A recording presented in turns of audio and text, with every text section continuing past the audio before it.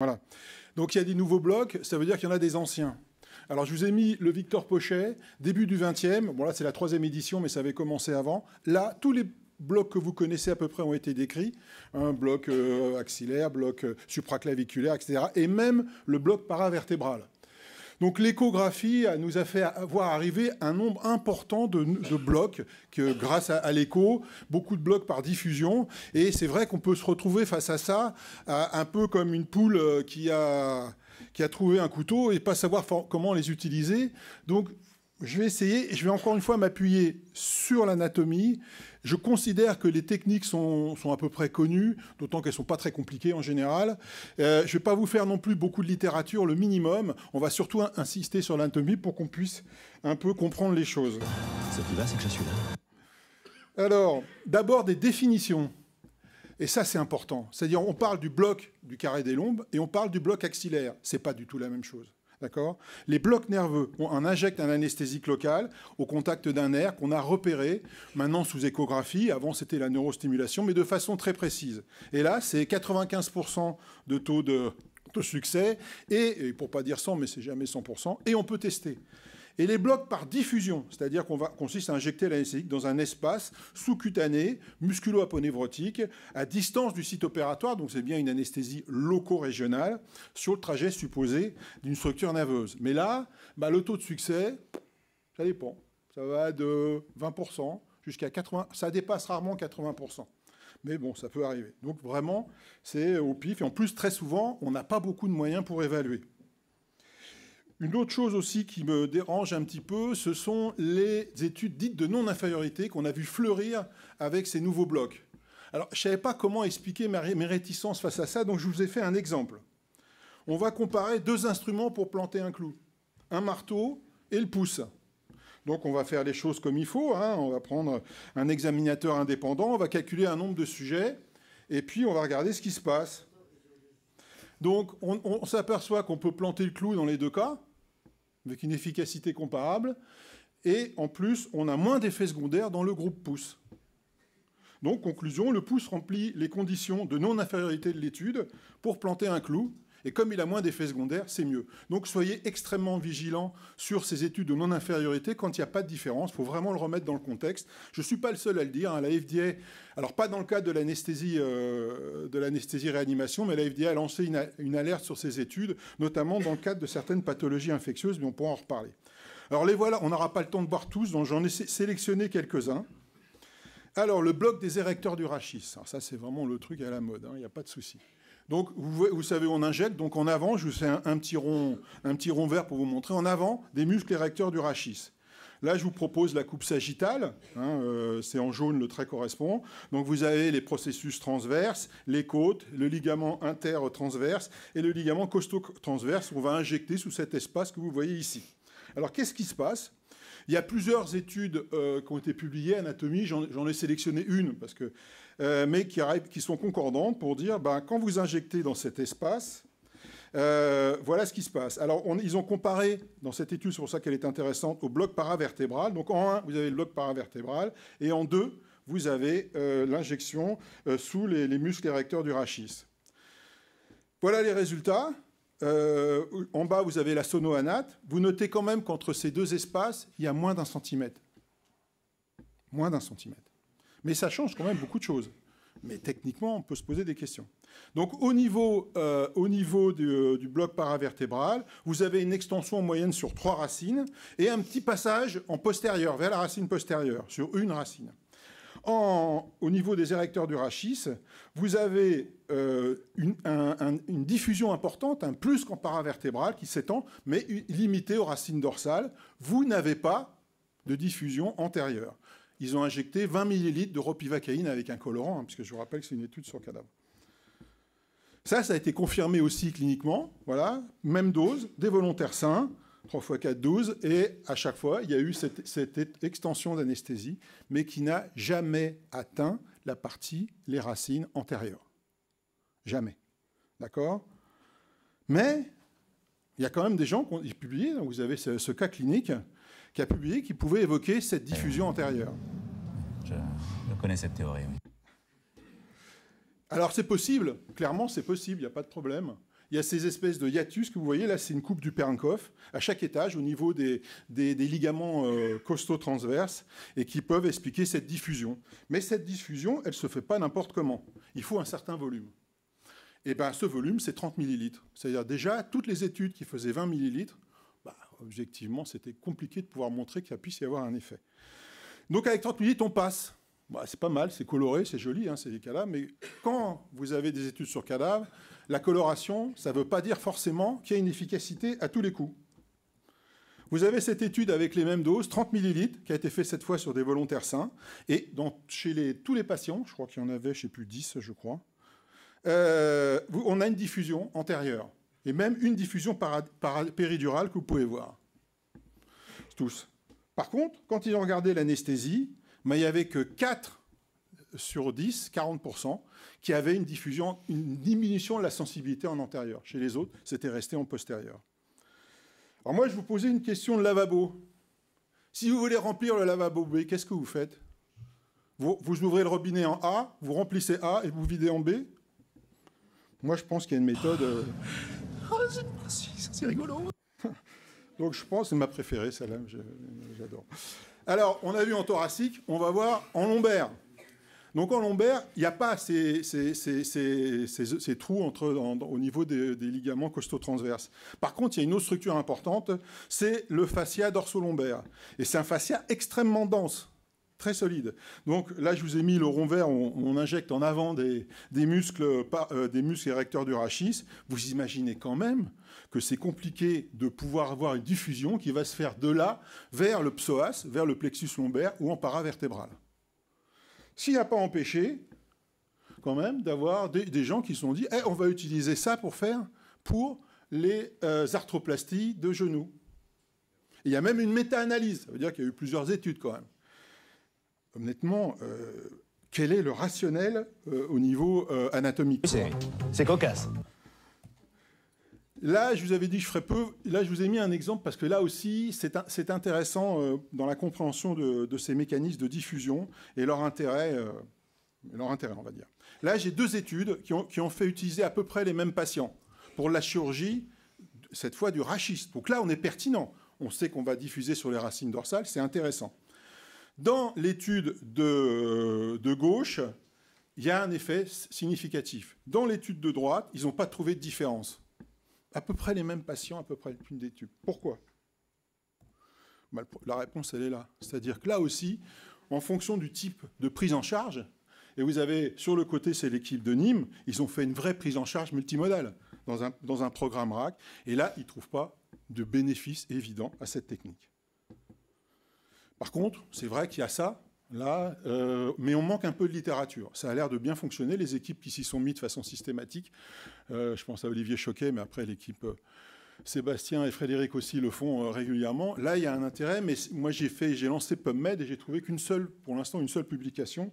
Je pense que ça va arriver. Bon, là, il y a manifestement, en tout cas sur le lumbago aigu, un intérêt. Le carré des lombes. Là, je vous avais un dessin. Vous retrouvez bien les structures. Le muscle psoas, le muscle carré des lombes, les muscles érecteurs du rachis, puis 2 petites structures qui sont intéressantes, le nerf ilio-hypogastrique qui est issu de L1 sur cette coupe, et puis le nerf subcostal qui vient de T12. Donc effectivement, ça pourrait avoir un intérêt d'injecter dans cette région.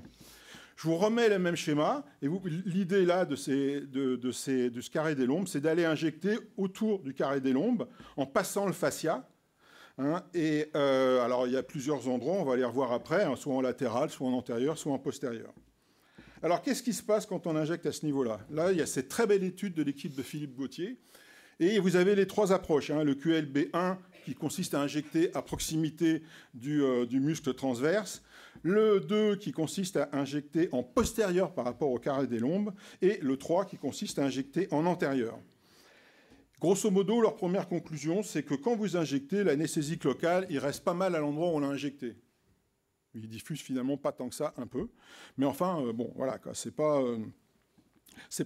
énorme. Mais grosso modo, on voit beaucoup, en tout cas pour le 1 et le 2, qu'on reste dans la région TAP, ou à proximité à proximité du transverse, donc ce qui pourrait être l'équivalent d'un TAP bloc. Alors, avec le 3, en antérieur, on s'est dit qu'il va y avoir une diffusion médulaire. ou paravertébrale, on va dire, au sens large du terme. C'est les petits créneaux à côté. Et vous voyez qu'effectivement, elle est possible, mais dans 20% des cas, au mieux. D'accord ? Donc on ne peut pas compter sur cette technique pour aller effectivement imaginer une diffusion qui permettrait d'avoir une analgésie de bonne qualité. Alors qu'est-ce que c'est le carré des lombes ? C'est manifestement, c'est un super tap. C'est un super tap bloc. Là, vous avez cette comparaison qui a été faite. Vous voyez que tu avais une étendue beaucoup plus grande que ce qu'on peut obtenir avec un tap bloc. Et ça a été un peu validé par une étude là, qui a été proposée cette année à la SFAR, où ils ont comparé la morphine intratécale à un tap bloc bilatéral dans la césarienne et montré que, et c'est là, à ma connaissance, la première fois où quelque chose est passé devant la morphine intratécale en montrant une analgésie à peu près comparable, même supérieure à l'effort, puis moins d'effets secondaires. On parle surtout des effets secondaires liés à la morphine intratécale. Là aussi, il y a quand même des gens pour proposer ça dans l'arthroplastie de hanche. Comment on peut imaginer une diffusion ? Alors, il y a eu effectivement une étude sur cadavre qui a monté, mais quand je vous ai montré ce que c'est que le fascia dorso-lombaire, c'est vraiment incompréhensible. Je l'adore, c'est ma préférée. C'est rigolo. Alors, très belle étude de l'équipe de Montpellier pour montrer que c'était l'absurdité. Et donc, ils ont fait en QLB2, donc en postérieur, et puis ils ont regardé l'étendue de l'anesthésie. Donc, ils ont montré évidemment que ça ne marchait pas pour l'analgésie, mais ce qui était intéressant, c'était là. Et ils ont montré l'étendue de l'anesthésie. Vous voyez que donc, ils ont injecté en 2, puis ils ont après regardé si ça s'étendait en 1 et si ça s'étendait en 2, plus 1, plus 3. Vous voyez que, particulièrement quand ça arrive en antérieur, quand vraiment vous avez arrivé à entourer le carré des lombes, vous avez une anesthésie, une analgésie qui est plus étendue et plus puissante. Mais vous voyez que dans le meilleur des cas, ça va à 80%, mais ça reste quand même des résultats 40, 80 et moins de 40 qui restent quand même assez médiocres. Et puis, le deuxième élément, vous voyez que ça concerne que les nerfs thoraciques et puis L1. Mais en aucun cas, on a eu d'anesthésie dans la région du plexus lombaire. Alors lui, c'est mon chouchou, lui, parce que vraiment, quand il était sorti, mais où ils sont allés sortir ça ? Le bloc iliofacial supra-inguinal. Ça a été proposé par Desmet, qui par ailleurs a fait des très beaux papiers, il faut notamment sur la dexaméthasone, et montrer que ça pouvait avoir un intérêt. Donc vous avez l'image, vous la connaissez, donc vous avez au-dessus la position de la sonde, ça c'est une image que j'ai piquée à l'équipe de Quincy, et en bas c'est le Nisora, donc pour comprendre effectivement comment ça se passe. On injecte en avant du muscle iliaque, et puis pour avoir une diffusion qui va remonter dans le bassin. Mais voilà. En fait, il faut remplir toute cette zone-là, ici, là, comme ça. Voilà. Et puis après, le produit, il fait ce qu'il veut, quoi. Et il va aller en haut, en bas, à droite, à gauche. Là, j'ai mis une photo de comment passé Philippe Gauthier. Vous voyez tout à fait l'étendue. Elle est complètement imprévisible. Alors ça, c'est 40 millilitres qui avait été proposé. Donc il y a une très belle étude anatomique. Alors ça, c'était, pour confirmer, c'est la même chose, c'est une étude IRM, et on voit la diffusion. Ça a été fait sur une seule personne, bilatérale. Vous voyez que la diffusion, elle est différente. Alors là, ils ont fait bouger la jambe, et en faisant bouger la jambe, il semblerait que ça puisse améliorer un peu la diffusion. C'est cette étude qui est importante. Vous connaissez le principe d'étude en up and down, c'est-à-dire on part d'un volume. Si ça marche, on diminue le volume. Si ça ne marche pas, on augmente. Voilà. Et ils ont regardé ce qu'il fallait pour avoir une extension sur les 3 principaux nerfs, donc le fémoral, l'obturateur et le cutané latéral de cuisse. Et vous savez combien il faut ? 60 millilitres. Voilà. J'ignorais. Autant pour moi. Alors, ça, c'est une image que j'ai pâchée à Seb, que j'aime bien, un panoramique qu'il a fait. 60 millilitres. Moi, avec 60 millilitres, ici, j'ai le cutané latéral de cuisse, ici, j'ai le fémoral, et ici, j'ai les deux contingents de l'obturateur. Là, par contingent, c'est quelques millilitres. Le fémoral, allez, on va faire un peu plus, 15, parce qu'on espère une diffusion. Une partie de la diffusion passe au-dessus du ligament inguinal, parce qu'il y a une partie, effectivement, des branches qui vont innerver la capsule articulaire qui naissent au-dessus du ligament. Et puis, si on veut vraiment le cutané latéral de cuisse, on le repère très facilement dans cette petite logette. Et on fait ça avec 20 millilitres, pas 60. Et on sait ce qu'on fait et on peut tester. Pour terminer, j'ai qu'une diapo au bloc du canal des adducteurs. Alors, on va tracer le triangle fémoral, et puis on va enlever le sartorius. Ouais. En fait, il n'y a pas un bloc au canal des adducteurs, il y en a 3. Voilà. Il y a au sommet du triangle fémoral, ça c'était proposé par Thomas Bentzen. À mi-cuisse, c'est le canal historique, hein, c'est là où il y a le plus de littérature, qui a été proposé par Piat Jaeger. Et dans le canal des adducteurs, par Philippe Gauthier. La seule chose dont on est sûr, c'est que dans tous les cas, vous avez un bloc du nerf saphène. Ça a été montré. Et un bloc, je n'ai pas dit une diffusion, un bloc. Okay, il faut 10 millilitres, hein, 5 à 10 pour bloquer le nerf saphène. Avec l'approche de Bentzen et Jaeger, ils sont à peu près comparables. Hein. Juste, oui, j'ai oublié, Thomas Bentzen, ils ont rajouté un bloc de l'obturateur. Un bloc, pas une diffusion, un bloc de l'obturateur. Donc, avec les approches à mi-cuisse et au triangle fémoral, vous avez un bloc du nerf du vaste médial, puisqu'ils sont côte à côte. Ça avait été montré déjà pas mal de temps par Patrick Narchi. Au neurostimulateur, il recherchait le vaste médial et il montrait qu'on avait un bloc du nerf saphène. Ben là, c'est un peu l'inverse, mais c'est la même philosophie. Et puis, on va avoir une diffusion. Le NGOP, c'est le nerf géniculé qui est issu de l'obturateur postérieur. Vous voyez, donc là, c'est possible, mais on ne sait pas, parce qu'on ne peut pas le tester en plus. Avec Philippe Gauthier, on a un bloc du nerf saphène, clairement, et puis il a montré qu'on avait une diffusion, même si ça a été remis en cause récemment, une diffusion vers la région poplitée, et puis on va avoir plus ou moins étendu un bloc de l'ensemble des nerfs géniculés, à la fois du sciatique et de l'obturateur. Mais là aussi, on ne sait pas, quoi. C'est pour ça que, moi, le plus intéressant, à mon avis, le plus pertinent, c'est l'approche de Thomas Bentzen. Là, on est sûr qu'on a un vaste médial qui participe à l'innervation qui est important. On a un saphène, et puis on va aller rajouter un bloc de l'obturateur. Et en plus, comme on est très malin et qu'on connaît bien l'anatomie, on ne va pas faire l'ensemble de l'obturateur comme ils avaient fait. On va juste faire l'obturateur postérieur, puisque c'est lui qui donne la branche articulaire. Et là, on va voir, à mon avis, c'est la façon la plus pertinente. Voilà. En conclusion, donc l'ALR, c'est de l'anatomie appliquée. Ça, c'est clair. Il faut indispensable. Quand vous injectez un produit, vous devez savoir où il va aller. Et moi, ça me rappelle là les propos pour les plus anciens d'un certain Jean-Jacques Eledjam, qui était professeur d'anesthésie, qui, dans la fin des années 90, nous rappelait les propos du maréchal Ney. Abondance de mitraille compense l'imprécision du tir.